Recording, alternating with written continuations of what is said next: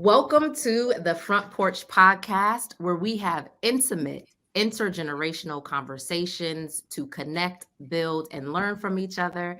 I am Mikkel, a millennial, and my lovely co-host is Candace, a Generation Xer. And on this episode, we're heading to the front porch to talk about mental health, specifically mental health trials and triumphs of Black men. Candace, who's joining us on the porch today for this much needed conversation? Thank you, Mikkel. So on the front porch today is Todd Parker, Pastor Alan Graves, and Chazz Kohlrieser. Make sure I get that correct. Yeah. Hey, y'all, how's everybody doing? Good. You all. So, let's just do a little bit of an introduction. Tell us a little bit about yourself and your generation. So we'll start with Chazz. Hello, everyone. I'm Chazz Kohlrieser. I am an elder millennial. I am a licensed social worker in Washington, D.C., who has primarily worked with youth and children and their families, and Black folks and people from historically excluded and ignored communities. I'm really happy to be here. Thank you. Pastor Graves? Hello, everyone. I'm Alan Graves, Alan Irizarry Graves. I currently serve as the Associate Pastor of Ministries and Innovation at New Hope Baptist Church in North Little Rock and Conway, Arkansas. I'm a native of Youngstown, Ohio. A little bit about myself. I'm married, got a boy who's 3, and then we're due in 2 weeks with our baby girl. And so we are expecting new life and excited about that. And I'm finishing up my doctorate in this dissertating phase. So keep me lifted in prayer. Will do. Todd Parker. Todd Parker, originally from Chicago. Unfortunate Bears fan. Currently in San Jose, working for a non-for-profit that partners with schools at school partnerships in Title I schools, inner city communities. So right now I'm at a K-5 doing some of everything from behavioral management, de facto counseling, climate and culture building, and just personally keeping up a positive and healthy morale amongst the staff during these post-pandemic times. Happy to be here as well. Awesome. Well, thank y'all. So, family, before we jump into the conversation, we have this round that we call rapid fire. So, please share the first thing that comes to mind once I ask this question. What makes you smile? Family.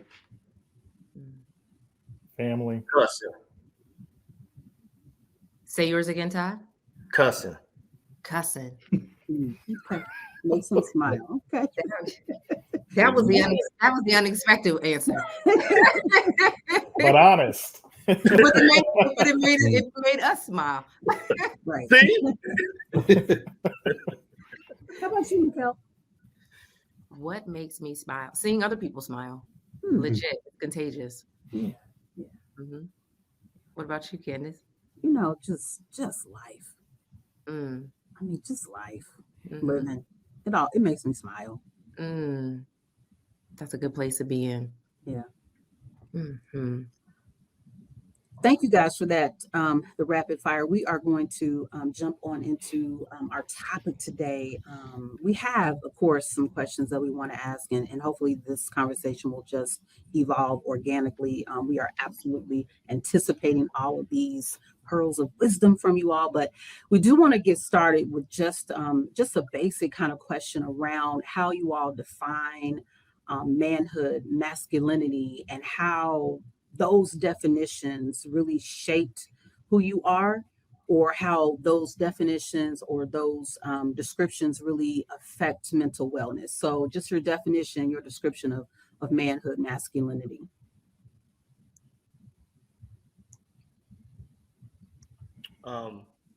Anybody can?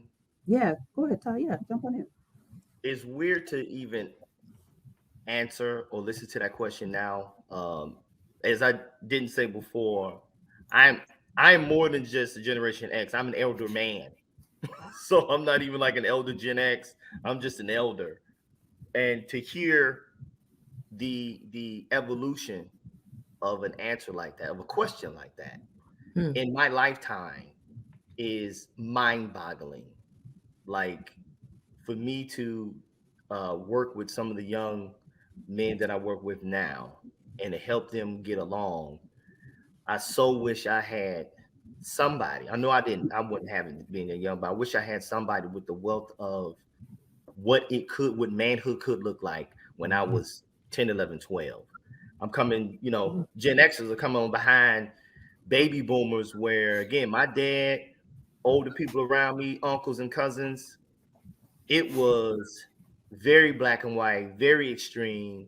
You man up, and then anything other than manning up was left to chance. Like it wasn't like you a punk, you had names, but it was like you're the man up or you're left to everything else that is not attractive.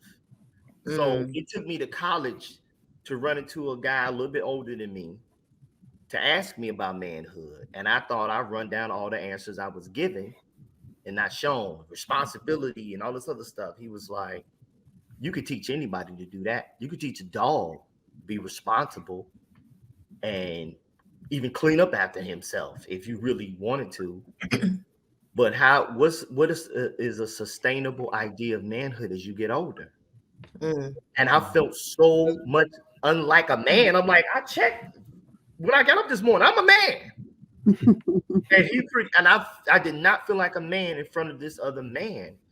And he finally let me off the hook some weeks later. He was like, a man knows his limitations and capabilities and is man enough to express them. And it hit me like a ton of bricks. And I grew up around all these other men who I thought expressed manhood, responsible, took care of their home, my dad included. Even with some of the stuff being told to me by the men about how to treat women. Some in the, better way, some in not a better way. Just, I had all this, but no one just gave it to me like that for me to carry on throughout these different generations and these things that are going to test my manhood. And I, you know how it is, you never forget a moment, the vivid imagery around that I'm standing in front of this dude and he gave me, something that I thought I already had. Like, I'm 18, I'm a man. No, you're not. So that's how I've always defined it and added little pieces and working with especially young middle school men who's struggling with what their manhood looks like. I give him that same business that dude gave me. His name was Patah. Never forget it. So a lot of head nodding from Chazz. Pastor Graves, jump in. I'll jump in. I love that definition. A man knows his limitations as well as his capabilities. I think that's freeing for me myself. As even as a grown man, I'm 31. I'll be 32 on Sunday. So there's just a lot going on. But I feel as though I'm still figuring out what it means to be a man. I grew up in a context in which I didn't have a father. My father was married and had my whole family, me and my three brothers, with my mom while he had a family. So I didn't have a male presence to show me what a man was, as well as my understanding of manhood was shaped by absence in which a man doesn't do or what a man won't do. And so I feel as though I've had the burden, but the privilege of getting the opportunity to shape what that looks like. Because sometimes we inherit things that are toxic and we don't realize it.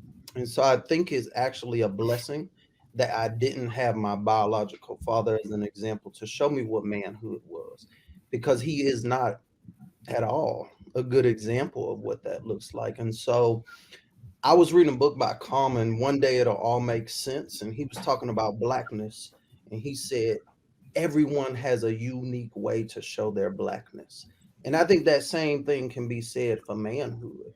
There is no one definition of manhood. Yeah. You get to shape what that looks like. And then the other piece of this is who gets to determine what that definition is. Because Todd, how you grew up, that's not my understanding, right? Some people may grow up where a man is a provider. My daddy didn't provide for me, right? Or a man is a protector. He can protect you from this, but he allows all this foolishness to go on. And so I'm redefining and reimagining what that looks like currently. And it really is a challenge, but it also is a blessing because now as I get to create legacy, I think that really helps to shape for me personally what manhood is. And I'll just stop there. Yeah, boy, let me pass. Yeah, all right, exactly. Great. Yeah. Now, see why we on the porch and I need me a drink? Nothing wrong with communion. No. Chazz, what do you have to say? What do you add here? Yeah. I'm resonating with both my colleagues have said already, especially the part about having we have the opportunity now to create what manhood looks like for us, or masculinity. So as somebody who is a part of the LGBTQ community, when I was younger, I got real solid, rigid, black and white messages about what masculinity is, what it is to be a man. And I got real good because of safety. I wanted to be safe. I got real good at performing masculinity, what I thought it was, like real good.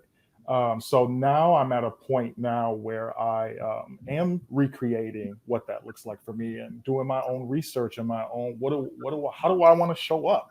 I have, the pastor talked about a legacy. I have a son. I want him to grow up to be an emotionally intelligent person who is thoughtful, who is kind, who knows his worth, all of those things. So just really, as I'm trying to figure that out for myself or continue to evolve in that, keeping that in mind as well. So I would just end with saying it's an evolving process. And I am thankful for that because I know it wasn't, it didn't start like that. If that makes sense.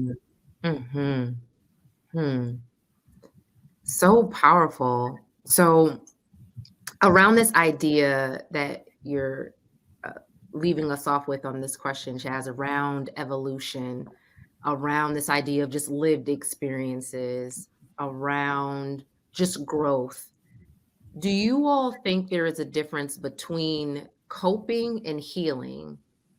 And how do we embark toward either or both?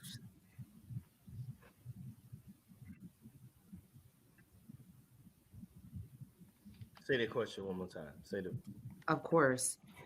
Is there a difference between coping and healing? And how do we embark toward either coping or healing, or both? I wouldn't necessarily, of course, try to do a little bit of generalization with some, personal narrative to back it up. But I think, again, coping can be a part of healing, especially as we talk in the generational sense. That's all I had was coping. Like, man, Chazz, the whole performative dude. Candace and I have talked about this at length about how to put that in more of the forefront so that a lot of people can realize they're not alone in that. Because when you're doing that performative, there are times when you feel like, man, I gotta do this. Yeah. And some of that pressure is sourced in you thinking I'm the only one that has to do it. And then for, hopefully some of us get the opportunity to figure out like some of those vulnerable moments with your fellow, young men, you find out we all kind of performing. We all kind of trying to live up to this so-called societal idea of manhood. You're trying to impress some of the men around you. You're trying to attract whoever you try to attract, and you just running back and forth, trying to do these things. And you get caught up, hopefully young enough where you bump your head and get out of it when you're older, but not many of us do. So for me, I found myself coping with some of those what I call middle school decisions in my 20s. And through education and being very young around some of the my colleagues, but being the go-to person, I felt that pressure come upon me. And for instance, I always bring this up. I had to make friends with the 12-year-old Todd who got bullied before I could go and assist a young bully in front of me. All I dealt with it, all I suppressed it, pushed it down. What's done is done. It's in the past. I was 4'9" in high school. So that little guy who people look at me now and go, oh no, that's you exaggerating, Todd. I'm like, you cannot take away the trauma that I had rolling through Roseland at 12. But for me to say it out loud, or for people to give me, oh, you're average now, I don't believe you, that did not mean I didn't have a trigger of a 12-year-old Todd now with some power trying to go and get my bully back through this little 12-year-old dude. And that really took me to address my 12-year-old Todd, the decisions I made, the performative stuff, the things I thought that was going to, get people off of me, and everything, single thing. And I'm looking at it play out in front of me. And that helped me heal. That helped me use those coping mechanisms that I thought would work forever to get to the healing part. But I know everybody isn't given those opportunities. I give it up to just being in education and being able to see it play out and go, man, I thought I was the only one who was doing all that stuff. So I don't personally, I don't think there's a huge difference. I think they can be supplemental to one another. But to get to how to go either left or right, coping and healing, I think that's individual. I think that's personal. Because either way, you got to want to do one of them. You got to want to do it. Pastor Graves, I see you nodding. Yeah. For me, my understanding is coping is the vehicle by which we get toward healing if it's healthy. Because I don't think all coping mechanisms are healthy. Right. You can have an unhealthy attachment to women and that be a coping mechanism. That's not going to fix the issue. When I think about medical malpractice, you can prescribe something. It's a coping mechanism. It's a prescription, but it may not be the right one for you to get you to your perceived or your wanted means of wellness. And so for me, I think coping is the way we get toward healing. And I think for myself, I've not always known how to cope well. I grew up in foster care. I was placed in the system when I was 4 and never went home. So my coping mechanism was to not talk. I coped. I did not heal. It didn't, and there are layers to this, right? There are areas, I'm 31 now, I still haven't healed from. And so I think we also have to understand that healing looks different for everyone. Healing might be everybody coming back together for some folks, but healing might be I'm not talking to them anymore, but I still forgive them. And so I think once again, we can't have like a monolithic understanding of healing, right? I was in seminary and I had a conversation with a colleague and she was like, I just can't believe we have to die. And I said, well, for some people, death is a form of healing. And she couldn't fathom that. However, if you're suffering from cancer and you're in pain, to be taken from this earth is a form of healing, if you have that understanding. And so I think for me, coping is the way we get to healing if it's healthy. And I think we have to do a better job as men, particularly of teaching those we've been tasked with and privileged with caring for how to cope. And that starts with it's okay to cry, young black man. I still pride myself. I don't cry. It don't bother me. That don't mean nothing. It's not healthy. Jesus asked a question to the lady in the Bible. He said, "Do you want to be made well?" The question is, do you want to be made well? If so, you got to cope right. Is that so? The you brought up something that just kind of triggered a thought for me, and that is just the expression of the emotion. How significant is that among Black men in particular, not being able to show those kinds of emotions, or only, I don't know if it's compartmentalizing, or is this a part of like the definition of masculinity and manhood, just not being able to show those kinds of emotions that might make you seem vulnerable? Is it kind of digging through that to say, this is a good thing, and being able to express that you need to release in some of those ways, or even define, the reasons why you're crying? I don't know. Is it, what do you guys think? Is it just a part of the process? It, again, coming from a perspective of Candace knows this, but there's a difference and I just put a name to it, but we all can see the difference. You get taught things, you learn things, and then there are many things you get schooled. So the formal teachings about whatever, and then you learn it once you apply that teaching, that formal teaching in a, you apply it in an informal way, and you learn from a mistake or two.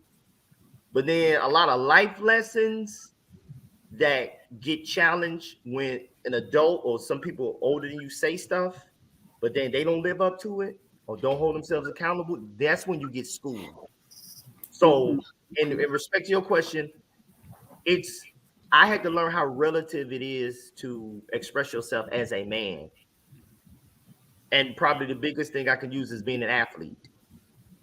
Like, there are certain moments when it's okay, when you put in all the energy and the work for, on your team or whatever, and or your favorite team loses or your favorite player gets hurt, whatever the case may be.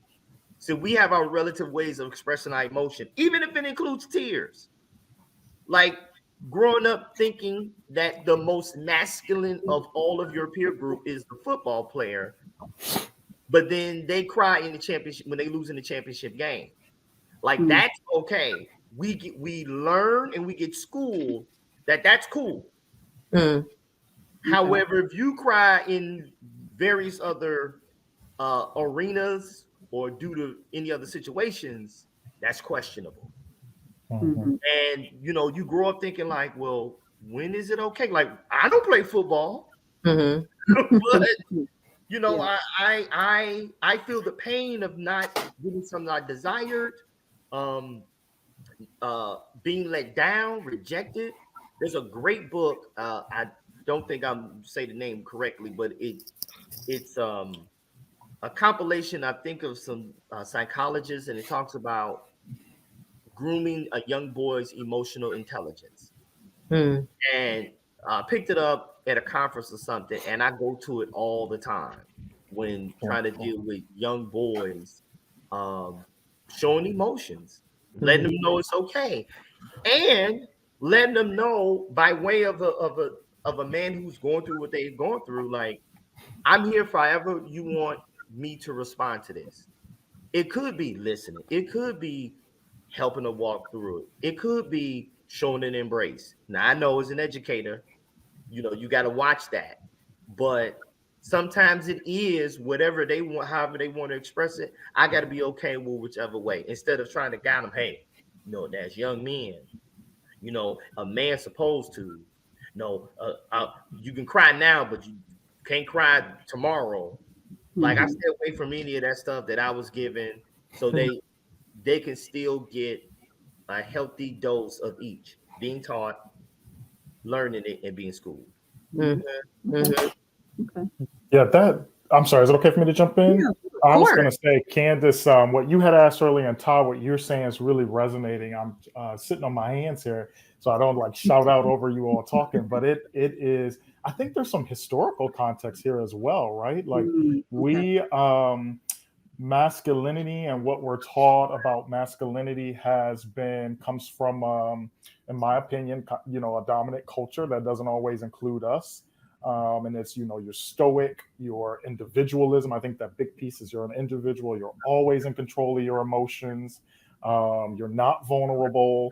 And then when you look at images, to take that, I think, Todd, you mentioned being schooled, learning different things and hearing different things. When you look at the media, movies, TV, even now social media, when you see images of Black men, they focus on our bodies and what we look like and the strength and what we can do, physically. They don't focus on our intelligence, let alone our emotional intelligence. So there isn't a lot of reinforcement or even examples of that for us to see, to help even see or shift or know what this could look like. So to Todd's point, and to what we're talking about here today, it's certainly important to have many diverse, different options of what men can look like and how men can express those emotions outside of the sometimes rigid framework of masculinity. And even with some of those images, I'd say round number the last decade, that combat with the overwhelming images of what Black, especially let's just talk about Black masculinity looks like. It's still, they still got a ways to go. It's almost like you want to overflood the outlets of Black men getting into therapy, having deep conversations with their boys that don't include the things that we're used to, what manhood, like Black men can have many different conversations other than sports and women. Like, even to the point where, mid-20s, I'm thinking, I've had in-depth conversations with, my Black male counterparts. But like you're right, you don't see that in, like, can I movie drop? Sure. Yeah, of course. Y'all remember Brothers? Absolutely. I was like, was that with Tay Diggs? Was Tay Diggs? No, that was Morris Chestnut. Oh, okay. One of the many Morris Chestnut movies from the 90s. Right. Yeah. Like, even going back to, like you said, imagery, they all had to look like that. And I get it, it's Hollywood, you're trying to sell movie tickets, so sex sales. Right. But like, none of these dudes look like me or remind me of the average dude. Like, stop. But I figure, okay, I'll wipe that part away if they really get into some things. And for me, it was like, and maybe I gave it too much hype because this was on the heels of Waiting to Exhale, and Waiting to Exhale was the woman's anthem of there's some sort of representation for me, and if it's me and my girls or just me alone, and it hit upon a bunch of things, and it was like, okay, all right, the brothers coming out, they finna do it. Right. It was every ounce of predictable Hollywood Black male trope I have ever seen. Right. And it just kind of let me down on what is now being celebrated, like the whole Black nerd, the blurred movement. And it's like, like I'm into other things other than what the bell curve says Black masculinity. Right. If I could just bring in the voice of a Gen Zer, and those babies are, Gen Z is, I believe they're from 8 years old to 23, I think spans their generation. And there was a Gen Zer, his name is James. He was going to be on today to represent his generation, but his grandmother passed recently. And I had a FaceTime with him, and on his own, he just named that, I've only cried once, and I wanted to cry the other day in the car with my uncle, but I couldn't. And I was like, why? And he was like, I just couldn't. I couldn't let it out. And I was like, well, how do you think you'll go about releasing that, right? Because it needs to come out.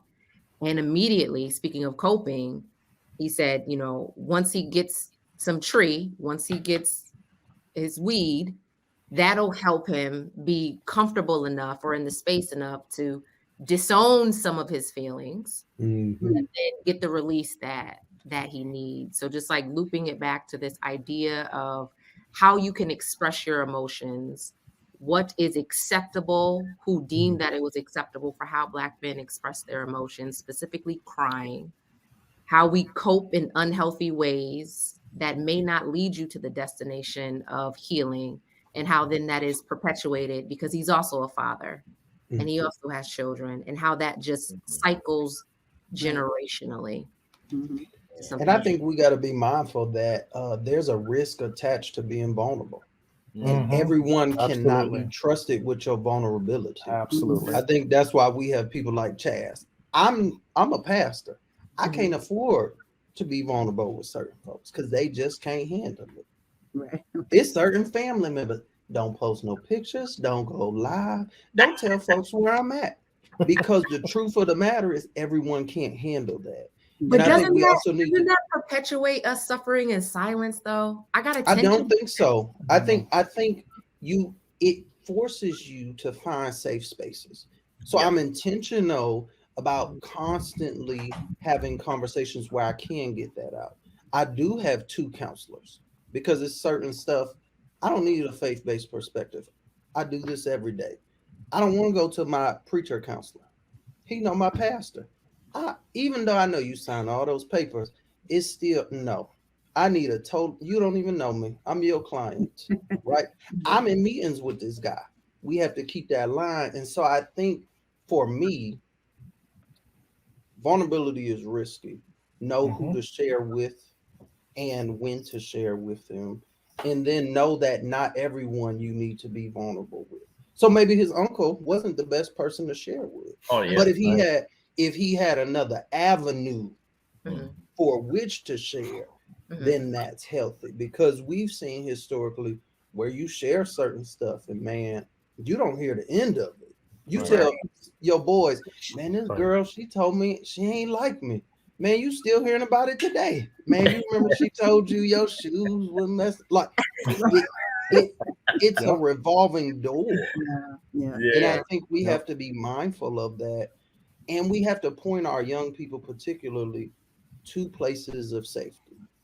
And you get to have a say-so in what safe looks like. Because I grew up, my adopted parents, my dad would have been 90 and my adopted mom is 75. They're old. Ain't no safe spaces. Right.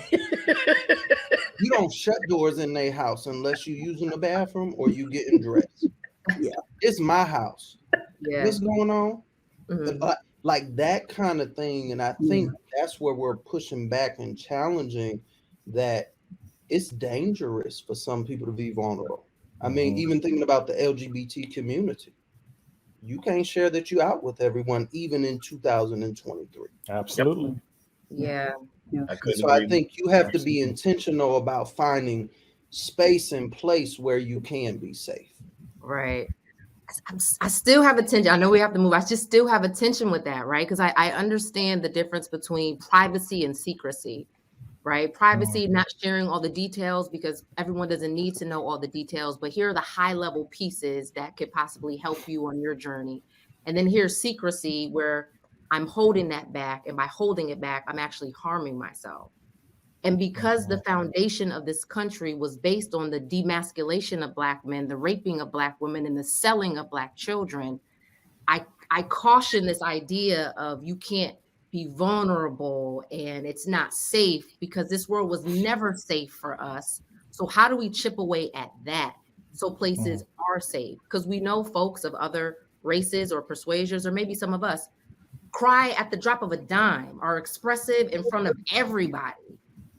But me, I see it as a weakness if I cry in front of people. That's hurting me.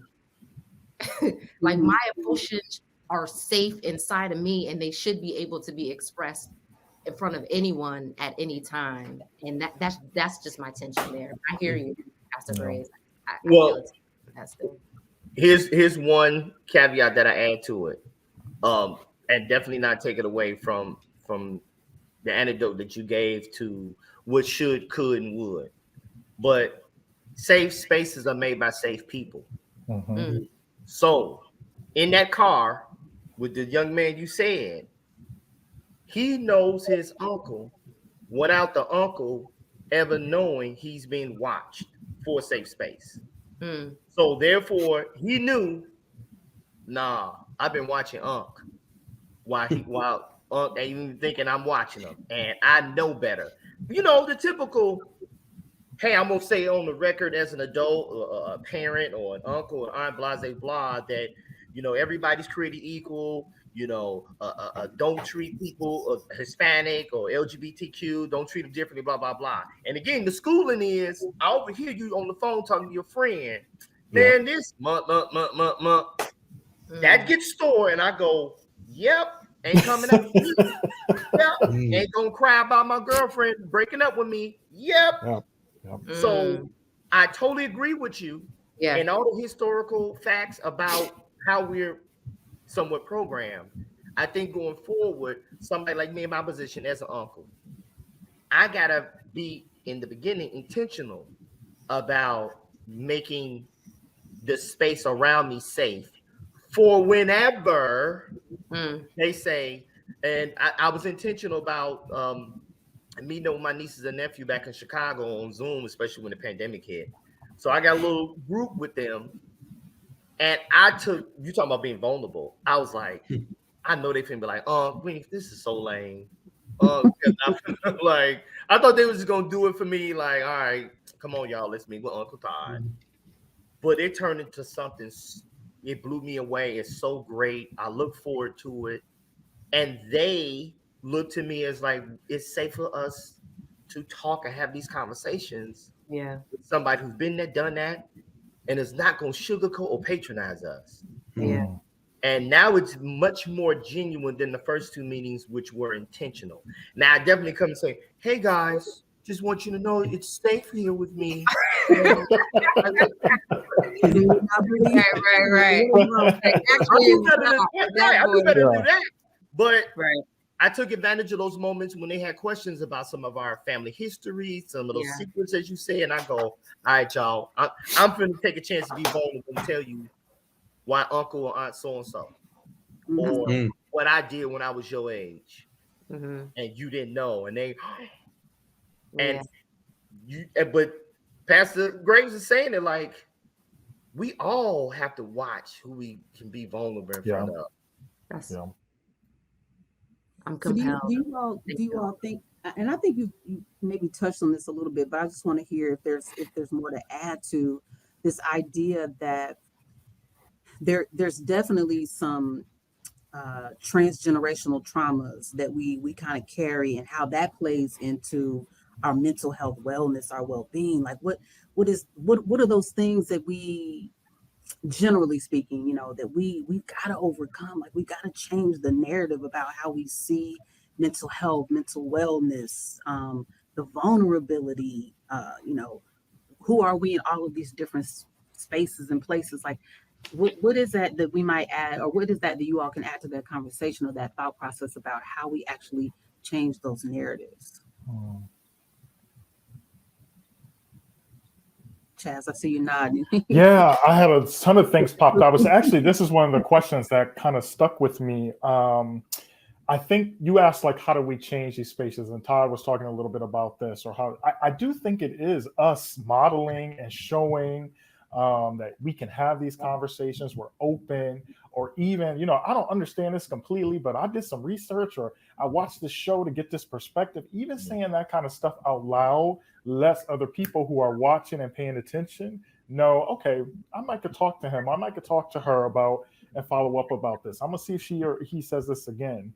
I think the other piece, when I think about this, the generational pieces, that's real. A lot of the stuff that we've been taught, I think, in my opinion, was to at a certain time to protect us, right? Like, we went out to a world that was not always set up for us or had our best interests at heart. You stepped on the wrong side of the track, you could lose your life as a man, or as a, so I think some of that stuff was set up to protect us. Now, moving forward, I I wish we would learn as a community, as a people, a world, that we have more than contribute to contribute than the physical, than the provider, than the Mm, what we can do physically. Our that gives to our community, but also our emotional intelligence, our whole selves. mm, Presenting, with our sharing that with our community, what our values, our beliefs, our failures, how we failed up, how we overcame. That has value too.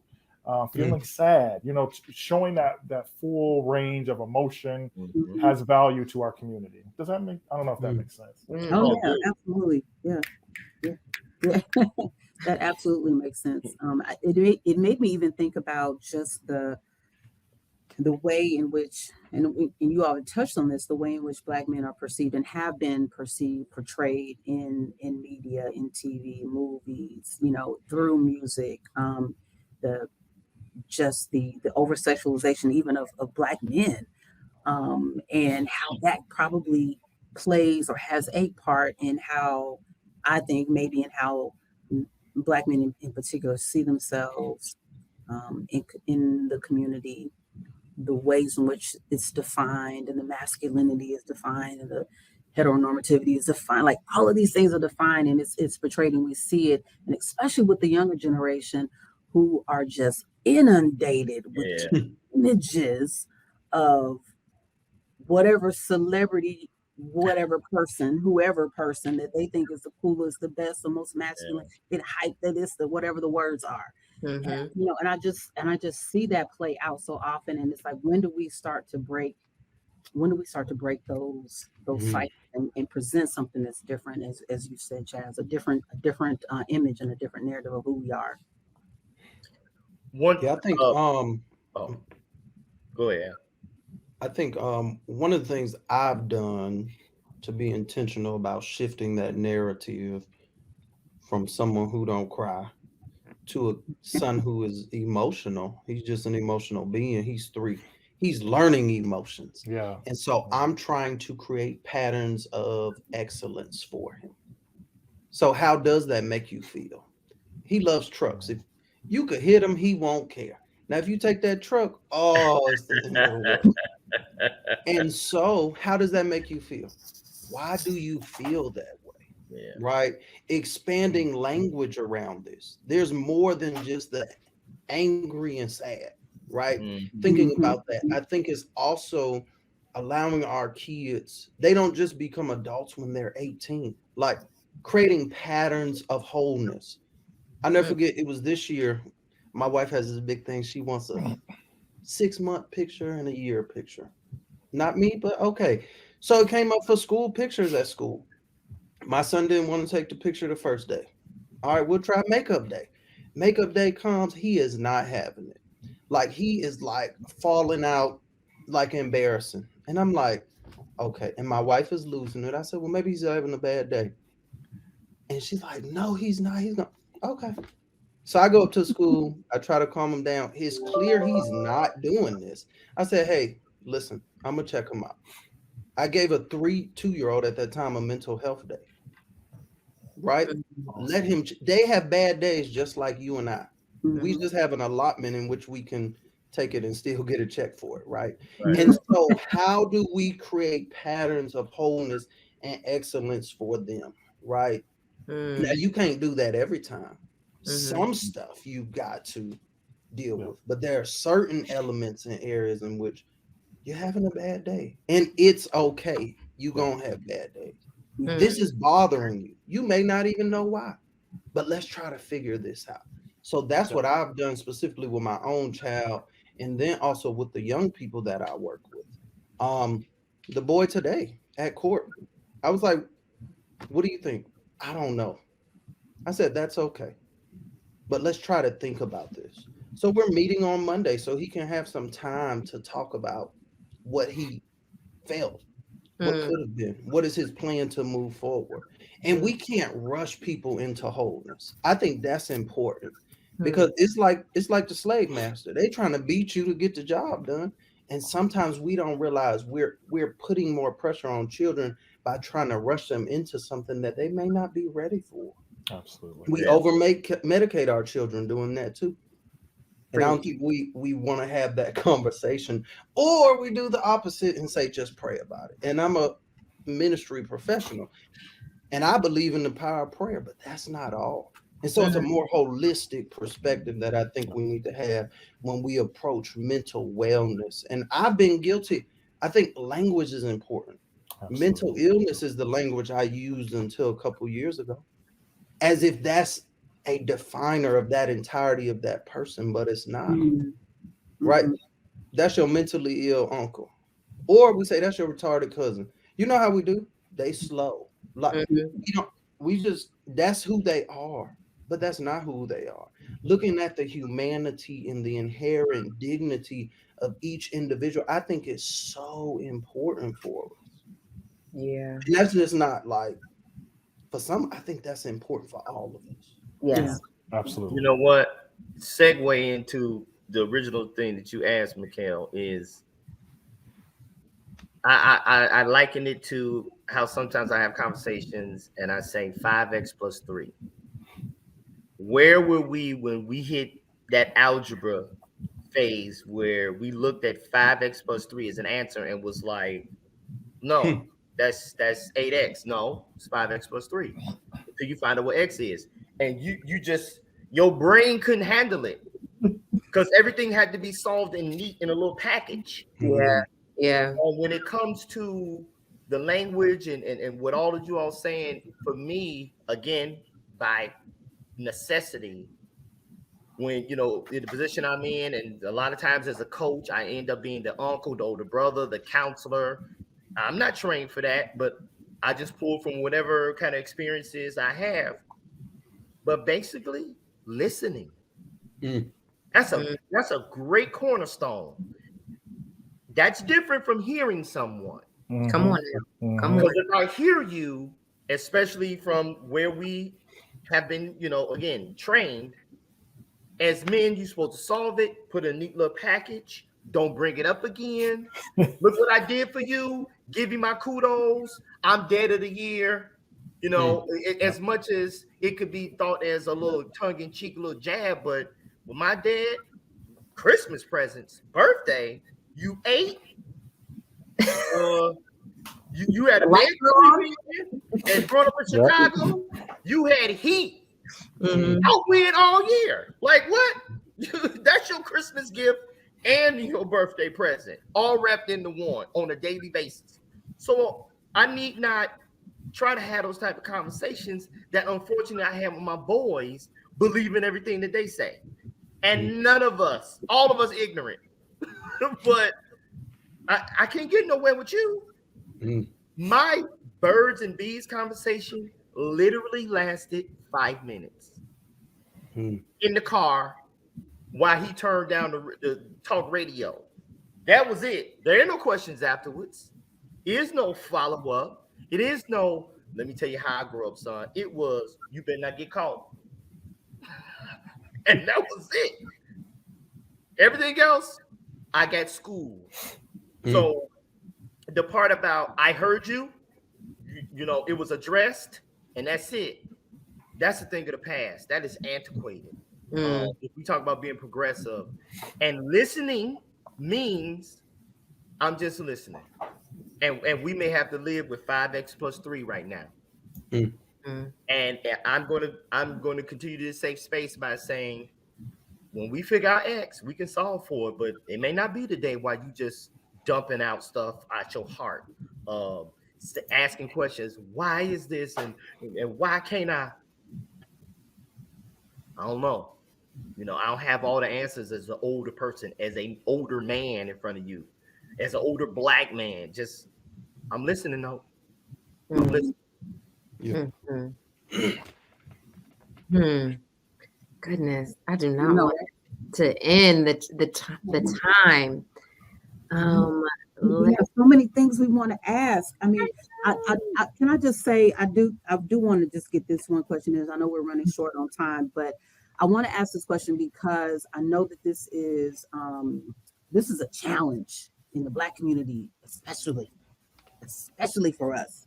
How do we deal with this tension between spirituality and spiritual healing, the clinical support, therapy. How do we deal with this? Because it's, we've heard, we know what we've heard. We've heard all of these ideas and thoughts about, okay, we'll pray about it, it's going to get fixed. Like all of these things. And don't worry about it. We have the ultimate healer. And while we may believe in all of these things, where does the mental health support come into play? How do we deal with this tension, especially in the Black community, about mental health counseling and going to see a therapist? And I don't need no therapist. I got Jesus. Can you have both? I mean, I don't know. Can you have both? Right. I did.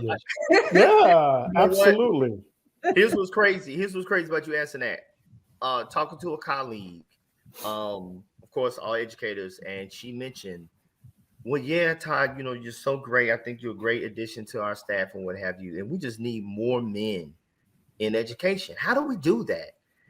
And think about 25 years ago when this was still a problem, still a travesty on the educational field. And now here we are from the mental health perspective. And I was like, traditionally speaking, education ain't sexy to a young man trying to, think about, I want to make enough money that if future, I want to have a family, but be able to afford things comfortably. I'm not going to education. In the same vein, mental health or the struggles of it or the process through it ain't sexy. It's not attractive. It is not something that says, I'm going through a thing right now. I'm on a dating app and I see it. Make sure you are emotionally stable. Make sure you are this and that. Well, who can honestly say I am? Because I can be right now, but in 2 weeks, who knows what may happen? So while we all out here trying to say this is a great thing, it still ain't something that's so appealing that we want to jump headfirst into it and again make claims to it. Because that part of our manhood is, I'm going through a thing right now. Yeah. That's really hard. Okay. And to piggyback, Todd, off what you said real quick, plus the system, not being sexy, what first came to my mind is this system, the mental health, the medical field, has been kind of suspect for our community, right? Like it has not always done well by us. And it wasn't set up to welcome us, right? So there have been times where folks have come in. I'll talk about, clinical work, for example. The adult clients I work with now, a lot of them have shared with me and my other colleagues in the practice that, okay, I'm glad I found a Black therapist because I had all these other white women that were only available or white men. And I ended up having to educate them about my experience. They didn't understand. Some of them got frustrated with me because I would be talking about systematic racism or what I was experiencing as a Black man or a Black woman. So I'm saying that to say this mental health system does need to do a better job at letting folks know you can come bring your faith. You can come bring your, these other things. We're going to get the training we need to meet you where you at. But there is, and I think in the last few years too, I've seen more of this. There's more willingness from clinicians and the system to welcome these conversations. Okay. As a faith-based professional, I have to know my own limitations, going back to that understanding of what it means to be a man, knowing your limitations and your capacity. And so what I've personally done is we have a resource manual where we can refer people over to mental health professionals. And we have a list of white, Black, because even Black people, we suspect of Black people sometimes. Hello. That's all of what it is. All skin folk ain't kinfolk. So we'll just leave that one at that. But I think we have to resource our congregations and resource our people, right?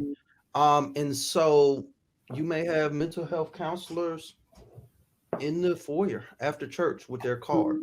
Hey, or you create a resource center so it's not a stigma. People see you walking up there, right? I think also you have to have honest dialogue with yourself and say, I'm not well, right?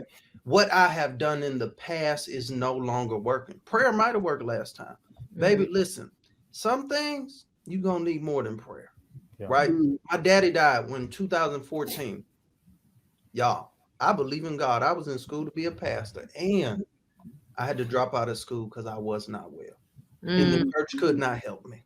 I went home for 3 months, did intensive counseling. Like, how do we bridge the gap? I think we first have to start with narrative as well. Like, we have to share with people, right? Do our own part individually, yes, collectively, but as individuals, and share, look, I'm doing this too. I believe in God, and I believe in the power of counseling, therapy, and even medicine, if and when necessary. Yeah. And I think that element for me has been the most freeing part. And I've seen a shift within our own ministry context where people are more open to it. But you got to understand, it's not going to happen overnight. This is like the civil rights movement. They still fighting, right? We still got, we're not going to win overnight, right? We got to have a long-term mindset. And I think when we do that, and when we talk about wholeness, holistically, I think that helps us, right?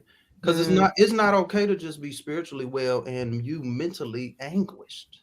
Yes. Right. And so that's a piece of the pie. You good over here, but y'all are educators, right? So y'all get it. You could be passing in math, but if you fail in your other classes, you failing. Right. And so we got to do a better job of, it's a lot, but I think if we all do our part, and if we play our roles and stay in our lanes, and then know when it's not in our lane and refer, I call Chazz and say, Chazz, look, I don't get this. Here, Chazz, I need your help. And I'm gonna send my people to Chazz. So I'm not just sending them to somebody I don't know who don't know what they need. I'm doing the leg work after that as well. I think that would help the church and Black people in particular to bridge the gap between faith and mental health. Yes. So powerful. We're at time, but may I ask one more question and then move into closing? Do y'all have that time? If you don't have the time, that's okay. I do. I may have to have you reach out to my people for conversation. I'm gonna finesse it. It's one question. I'm gonna ask the person. Okay. So here's the question. It's got two parts, maybe three. The first question is, what are signs of mental unwellness or mental illness with Black men in particular that we overlook? What are some of those signs? A. B. What are the spaces or the traditions or the rituals or the circles and where you three feel most whole and cultivate your wholeness and joy? And how can others tap into that? Other Black men tap into that? So signs of mental unwellness or mental illness with Black men that we overlook. And then how do you three tap into spaces and circles or rituals or traditions of wholeness? And how can other Black men do the same? I'll jump in on that first one real quick about the mental wellness part. I think what I have noticed and what I've seen in some of the data is sometimes, and I saw this with the kids I work with in schools, is anger is and that's, I think, sometimes a go-to emotion because a lot of us it's only anger or happy. Anger is often seen as just anger, and sometimes with some Black men, it is actually depression or anxiety. But the only way that that's being expressed is anger or outbursts. And I would say if you are looking at, somebody and, they have some of this, or you are somebody, excessive worry, these outbursts, you're going from up and down, is lasting more than 10 days, 2 weeks, you might want to be thinking about, and you've been praying or whatever, to the pastor's point, you might want to think about talking to somebody for some extra conversation to figure out how you can shift from that. The second piece about the spaces, I love to cook. That's something me and my grandmother did. I get a lot of joy from that. So I try to do that for my family. I cook for my friends and family. So finding ways you can do that kind of thing that may connect you to the things that connect you to your ancestors, your family, if that's something safe for you. Two, I know there's a lot of, I've worked with a lot of men who aren't connected to their families or feel like they live in cities where they can't make those connections right away. So sometimes reading books by Black authors, by Black men, doing affirmations helps them get that connection they need to make the next step to leap out to other, to make those connections in real life with new folks. The one thing, I guess is the second part. If I address that and it trickles out to some of the other ones, me being from Chicago, every summer I'll go back to visit, and I got a good core of guys that we all golf. And being that I've been going so long, it's just an automatic thing that when I come back, set up the rounds, we going golfing, and it has become, it wasn't intentional, but it's very genuine now that we catch up with each other. Now, all three of them are there, but when I come in town, it's a little different. So as far as that space to really dump a lot of stuff, especially like those three, they may not talk, but Todd is in town. So like, we really just, the next 3 days we on golf courses, but it's not really for golf. It's to like, unload on one another. And again, just to listen. Have a little fun, catch up, things of that nature. And I think, the trickle out effect of some of those other questions is, as men, even if it is something that is a distraction, quote unquote, but it is something that will lead to you, it's 4 of us, but I'm really tight with one of them that I can have those conversations. Sometimes we need that as a distraction versus, hey man, I'm coming back in town. Let's meet up, at the local library and really express our feelings. No, one of them would look at me so ridiculous and be like, what? But we know what's going to happen if we all go up to the golf course, and that's 4 hours for us to tap into one another and really break bread, if you will. And I think that is how maybe another trickle out effect is finding out how to read individuals. Yes, Black men, some things that get overlooked, Brother Chazz, anger, or trying to, especially with the uptick of social media, trying to overdo that your life is lit. Like, you ain't got no lady problems. I got 99 problems. 98 of them, bro, is lady problems, homie. Stop. You ain't Jay-Z. Like, you ain't just like the man walking through your hood, in a rented Charger. Stop. Okay? Stop the cap. So I think sometimes that gets overlooked, that everything's good with this dude. Because little do the other people on the outside know, I'm trying to be like this dude, to the point I'm jealous. And this dude over here, I'm trying not to show y'all how fragile and broken I am. And everybody lost. So that's the one thing I think gets overlooked currently. That I don't know what it's gonna take to expose it or to lessen it, if you will. I think they've done a good job of explaining the first question about signs of mental illness, so I won't cover that. The second thing is what brings me wholeness. Silence. My mind is so loud at times. Silence and walking. So Arkansas is beautiful. I went to school on the East Coast and all that. Like, to be in the woods or on a walking trail by the river, like that, I don't know. Like, it's beautiful. It brings me so much peace. Of course, there's scientific research about the benefits of exercise. I don't know all that, but for me, it works. Like that, it just does something to me. So I don't put my AirPods on. I don't have a play podcast, nothing. Like, just me walking. and I'm not walking to get my heart rate up. I'm chilling. Like that does it. I think scheduled check-ins, like Todd said, like, and this ain't no family trip. My wife not here because sometimes she stress me. My kids not here. Sometimes like I'm going away. I think that's healthy. And then for me, because most of my colleagues and friends, they're back up north. I can't get to them. So we got a group chat.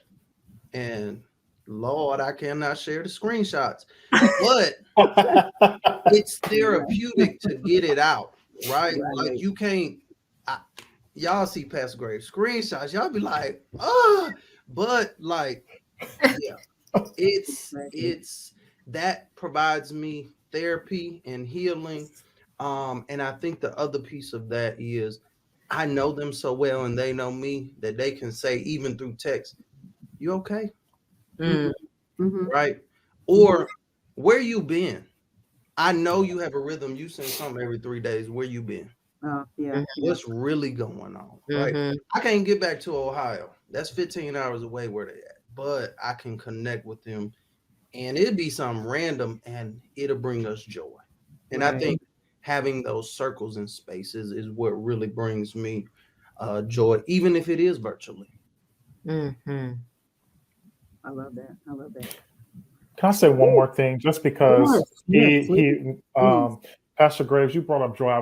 When I was putting my talking pieces together or points together for this, I really kept coming to Black joy and how we sometimes stifle that because we're afraid the next shoe gonna drop, or we're comparing, like Todd said, we're comparing to these other people around it. Well, he got it worse, or he's doing this, or he got it.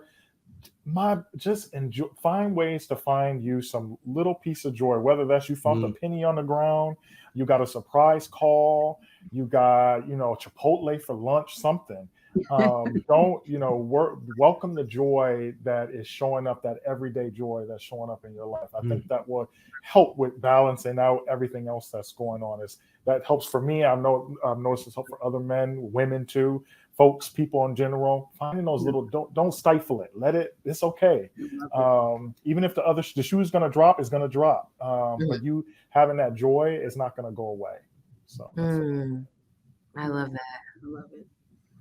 Well, you all, this has been great. Man, I wish we had a whole nother hour because there's so much more to talk about. But I do want to end with where people can find you. How can people get in touch with you all?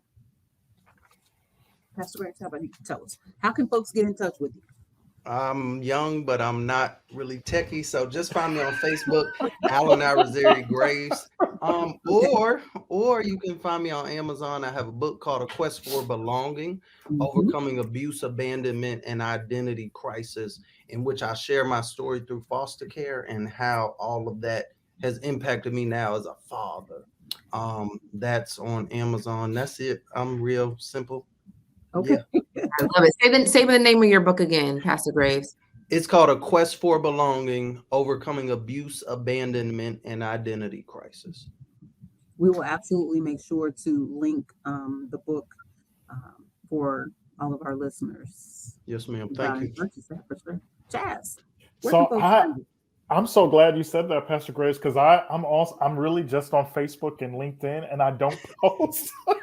I don't post. So I'm wondering, and in lieu of where they can go to LinkedIn or Facebook and find me, but I'm wondering if I did put together some resources for folks. If I share that with you, if you can disperse that or share it, I would. I'd be happy to do that. Absolutely. I know Todd had to leave, but we will have his information available for the audience to reach out to him through. I think he's everywhere. Facebook, TikTok. He sounds like he's everywhere. He's all over. In a good way. Have those links so y'all can get in touch with him as well. Thank you all so much for participating in the Front Porch Podcast. This has been truly enlightening for me. Has given me a lot to even think about. And I'm kind of serious. Mikkel and I are going to have a conversation about part 2 because there's so much more here to unpack. So thank you all for your time today. Thank you. Yes. Thank you. Appreciate it so much. All right. Until next time, we'll see you on the front porch.